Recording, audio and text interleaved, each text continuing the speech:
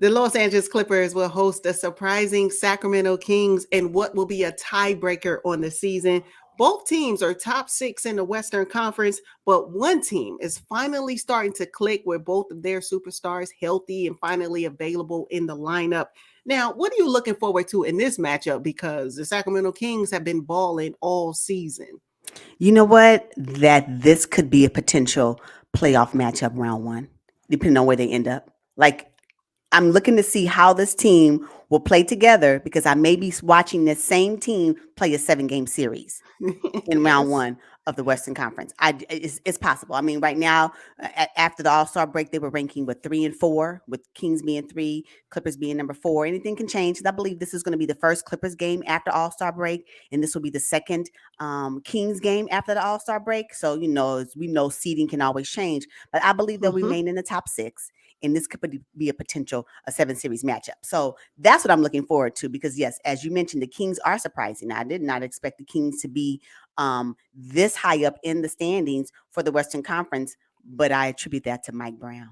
But Oh, anyway, watch yes. that video. But at the end of the day, I think that the fact that they have those players on the team, it's just brand new team, brand new culture with the Kings, and I think it's now displaying how they're playing on the court. And then this new, might I might I add, new Clippers team, because the team before All Star break is not this team that we're going to be watching moving forward for the rest of the season, Mhm. and that's exciting for the Clippers because they needed a mix up. Now, although I was a little saddened behind Reggie Jackson no longer being on the Clippers roster, I'm okay with it now. So I just like the pieces that the Clippers added to their roster. And I think that now we'll see what the matchup looks like. I know that they've played the Kings earlier this season. I get it. But if you think about it, game one, Kawhi wasn't there. And then there's 2 players that actually put up double digit in numbers, which was Reggie Jackson and Luke Kennard. They're no longer on the roster. Right. Yeah. And then game two, I think they played against the Kings. Kawhi and PG was out. And then John Wall was able to give you 12 points off the bench. So we have pieces that contributed to a win and a loss. If with the Kings, because with the versus the Kings, because the series is tied, that the Clippers, they're looking brand new at this point. So yeah, I can't wait to see what it looks like. Wow. Okay. Now the Clippers added Bones Highland, as we know, Eric Gordon, which he's going to be great to space the floor for PG and Kawhi, and then Mason Plumlee will back up Zubac. Let me tell you, Domantas Sabonis is a full handful. Zubac will need all 6 of his fouls to contain him. We're talking about Domantas Sabonis, who can get you 18 points and 12 rebounds and 6 assists, and then if you foul him, he's probably going to make all of his free throws as well. So Yeah. yeah, this is going to be the matchup of matchups as we get ready for, postseason and start jockeying in the standings. And, the Kings are leading the Pacific Division. Can somebody tell me when was the last time the Kings led the Pacific Division that includes the Clippers, the Suns, the Warriors, and the Lakers? The Kings are sitting number one. What is that about? What, 2004? If they That's was how many in the wins. discussion, like, no, I'm serious. So good for them. And I think this will be an indicator of how Mason Plumlee really gels with the needs that the Clippers had for a backup center for Zubac. I think we'll be able to see it in this particular matchup because Mason Plumlee is a little bit more mobile than Ivata Zubac is. And I think that if you let Mason Plumlee do it, he may go coast to coast. Now, I don't know if that's what they want, but he has a Mhm. potential to go coast to coast. And so what we do know is that Zubac is a paint manager, right? And outside of the paint, it gets a little sketchy, but I don't feel the same way when I see Mason Plumlee on the floor. Mhm. So I believe that we'll see the benefit of them bringing over Mason for this particular Clippers roster. And I think it's going to show up in this game in particular. So I think they'll need that. Yeah. Yes, and Plumlee is, I believe, a way more physical player. Yes. Zubac has gotten a lot stronger over the years, but Plumlee comes in with force, and that's what they need too on that second squad for the LA Yeah. Yeah. Clippers. And Plumlee has experience because he's played with multiple teams that Zubac may be lacking as well. So this could be a great this could be a great connection between the two of them where when Zubac steps out, we have someone that can come in and they're not relying on Nicholas Batum, although he can do it. but they're not relying on him, when they go small, whatever.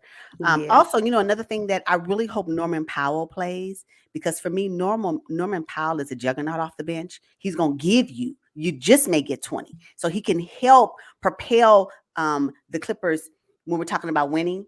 And if he doesn't play, then I'm going to be concerned about that. So I want him off to be able to play off the bench. Okay. And give the production that he normally gives when he goes into the game. For me, he is one of their core pieces, I believe, for Clippers' long-term success. Norman Powell. And I'm looking for Kevin Huerter to redeem himself after the 3-point, just terrible disaster in the 3-point contest. I mean, we're talking about Kevin Huerter, who shoots about 40% from three. Where were those shots in the All-Star game? So I'm looking for him to redeem himself in this game. You know what? It don't even matter to me. I don't care, because his shots don't win games. So as long as you can do it when the game is on the line, because Huerter is nice. But Yes, I maybe know. he's more suited for his sniper ability in actual basketball games than in some type of skills challenge. And I can respect that. I can respect that. I know how to shoot a three when I'm pressured to do it. But this is pretty much, if I wanted to win, and my three ball wasn't hitting today. It happens. It wasn't. As long as it hits when we talk about competitive matches, I'm all here for it. I'm here for it. So it doesn't matter to me. Yeah, it was just surprising. But can we talk about the difference in coaching styles? We got Mike Brown, who's like animated, real defensive minded. And then you got Coach Ty Lue. I think he's got kind of chill, more of an in-game adjuster. It's just going to be yin and yang, just the opposites right there on the sidelines. I like that. Yeah, because if you give Mike Brown some tennis shoes and a Kings uniform, I guarantee you he'll check in. I guarantee he would. On defense. No, I'm just playing. But I think it's what the Kings organization needed, and it's the culture that they needed for him to bring. So I'm excited about that. But I think that this game is more about what the Clippers will do versus what the Kings will do for me.